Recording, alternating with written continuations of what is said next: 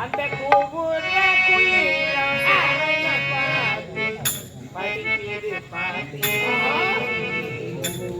நீங்க பதில் சொல்ல கேட்டீங்க.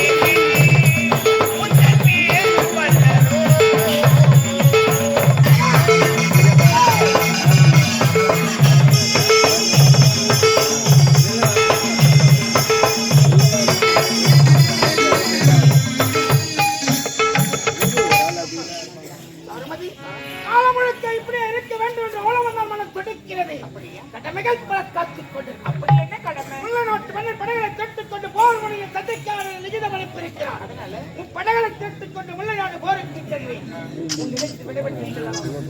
எப்ப போக போறீங்க? போயிட்டே செல்ல வேண்டிய சாப்பிட்டு சாப்பிட்டுமா போலாம் இல்ல.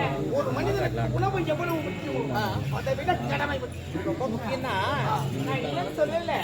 ஆனா கொஞ்ச நேரம் என்றால் அதை சொல், அதற்கு விளக்கம் அதை என்ன சொல். என்னன்னா நீங்க மட்டும் அரண்மனை நல்ல சொகுசான வாழ்க்கை வாழ்றீங்க. நான் எப்பொழுது அரண்மனைக்கு வர்றது என்னுடைய ஆட்டத்தை எப்ப நான் புரியல. முல்லை நாடு சென்று மோகன்ராஜை சந்தித்து போரில் வெற்றி அடைந்து நம்பிக்கை எனக்கு இருக்கிறது. மணிபுரி நாட்டுக்கு திரும்பி வந்தவுடன் ஒரு முப்பெரும் நிகழ்ச்சி ஏற்பாடு செய்வேன். அந்த நிகழ்ச்சி நாட்டத்தை வெளிப்படுத்த மணிபுரி நாட்டின் பாதம் படித்தவுடன் நான் சொல்வது போல செயல்படுத்த வேண்டாம். நான் என்ன செய்ய?